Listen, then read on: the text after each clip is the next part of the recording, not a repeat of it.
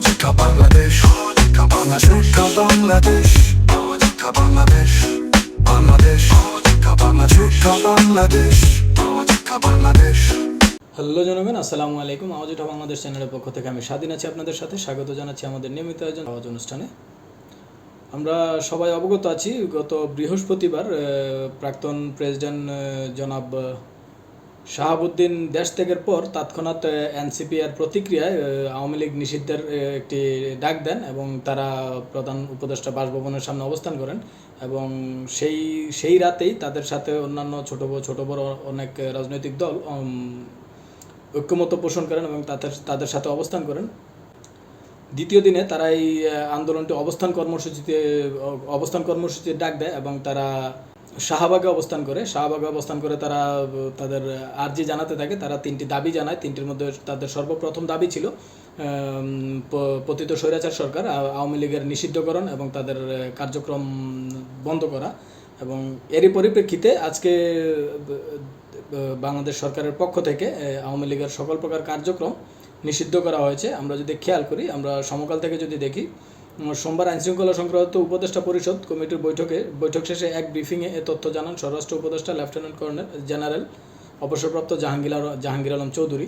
স্বরাষ্ট্র উপদেষ্টা বলেন, রাজনৈতিক সংগঠন হিসেবে আওয়ামী লীগের সব ধরনের কার্যক্রম নিষিদ্ধ করে প্রজ্ঞাপন এরই মধ্যে হয়ে গেছে। অধ্যাদেশ অনুসারে বিষয়টি বাস্তবায়ন করার দায়িত্ব আমাদের। এবং তিনি আরও বলেন, জারি করা প্রজ্ঞাপনে বলা হয়, সরকার যুক্তিসঙ্গতভাবে মনে করে সন্ত্রাসবিরোধী সংশোধন অধ্যাদেশ 2025 এবং সন্ত্রাসবিরোধী আইন 2009-এর ধারা 18-1 অনুযায়ী আন্তর্জাতিক অপরাধ ট্রাইব্যুনালে বাংলাদেশ আওয়ামী লীগ এবং এর সব অঙ্গ সংগঠন, সহযোগী সংগঠন, ভ্রাতৃপ্রতিম সংগঠনের নেতাকর্মীদের বিরুদ্ধে বিচার শেষ না হওয়া পর্যন্ত দলটি এবং এর সব অঙ্গ সংগঠন, সহযোগী সংগঠন ও ভ্রাতৃপ্রতিম সংগঠনের যাবতীয় কার্যক্রম নিষিদ্ধ ঘোষণা করা দরকার। এই অবস্থা আওয়ামী লীগ এবং এর সব অঙ্গ সংগঠন, সহযোগী সংগঠন ও ভ্রাতৃপ্রতিম সংগঠনের যে কোনো ধরনের প্রকাশনা মাধ্যম, অনলাইন ও সামাজিক যোগাযোগ মাধ্যমে যে কোনো ধরনের প্রচারণা, মিছিল, সভা সমাবেশ, সম্মেলন আয়োজন সহ যাবতীয় কর্মকাণ্ড নিষিদ্ধ ঘোষণা করা হলো। এতে আরও বলা হয়, 2024 সালে 5 আগস্ট ছাত্র জনতা অভ্যুত্থানের মুখে ক্ষমতাচ্যুত আওয়ামী লীগ ও এর সব অঙ্গ সংগঠন, সহযোগী সংগঠন, ভ্রাতৃপ্রতিম সংগঠন বা বিরোধী রাজনৈতিক দলগুলোর সদস্য ভিন্নমতের মানুষের উপর হামলা, গুম, খুন, হত্যা, নির্যাতন ও ধর্ষণ সহ বিভিন্ন নিপীড়নমূলক সন্ত্রাসী কর্মকাণ্ডের মাধ্যমে সারা দেশে ত্রাসের রাজত্ব কায়েম করে।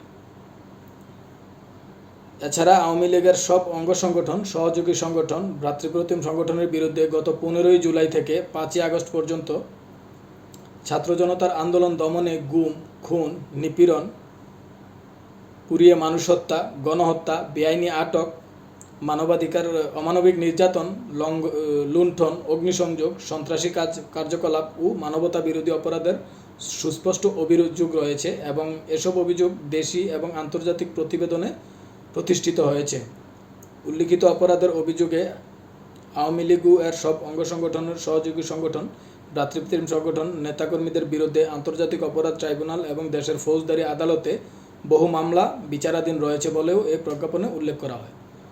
আমরা যদি দেখি যে এনসিপি যে আন্দোলনটির ডাক দেয়, আমরা যদি খেয়াল করে থাকি যে এই আন্দোলনটিতে সর্বশেষ যে অবস্থান কর্মসূচি ছিল, সেখানে শুধুমাত্র বর্তমান সময়ের যে রাজনৈতিক দলগুলো আছে তার মধ্যে বাংলাদেশ জাতীয়তাবাদী দল বিএনপি ছাড়া বাকি সবাই অংশগ্রহণ করেছিল, সবাই রাস্তায় অবস্থান করেছিল এবং তারা দাবি জানিয়েছিল আওয়ামী লীগকে নিষিদ্ধ করার জন্য। এবং এরই পরিপ্রেক্ষিতে বাংলাদেশ অন্তর্বর্তীকালীন সরকার তাদের অভ্যন্তরীণ বৈঠকের মাধ্যমে কিছু আইনের ধারা সংযোজন এবং পরিবর্তন করে তারা আওয়ামী লীগের সকল প্রকার কার্যক্রম নিষিদ্ধ করেছে। ইভেন এখানে আরও বলা হয়েছে আওয়ামী লীগের সকল প্রকার কার্যক্রম অনলাইন, অফলাইন, সভা সমাবেশ, জনসমাগম, মিছিল, মিটিং এবং কি যে সামাজিক যোগাযোগ মাধ্যম, সেখানেও যদি কেউ আওয়ামী লীগের পক্ষ হয়ে প্রচারণা করে কিংবা আওয়ামী লীগের পক্ষ থেকে কেউ কোনো ধরনের গুজব ছড়ানোর সৃষ্টি করে, সেক্ষেত্রেও পুলিশ তাকে পুলিশি হেফাজতে নেওয়ার ক্ষমতা রাখে। এমনভাবেই প্রজ্ঞাপনটি জারি করা হয়েছে। ধন্যবাদ সবাইকে। আসসালামু আলাইকুম।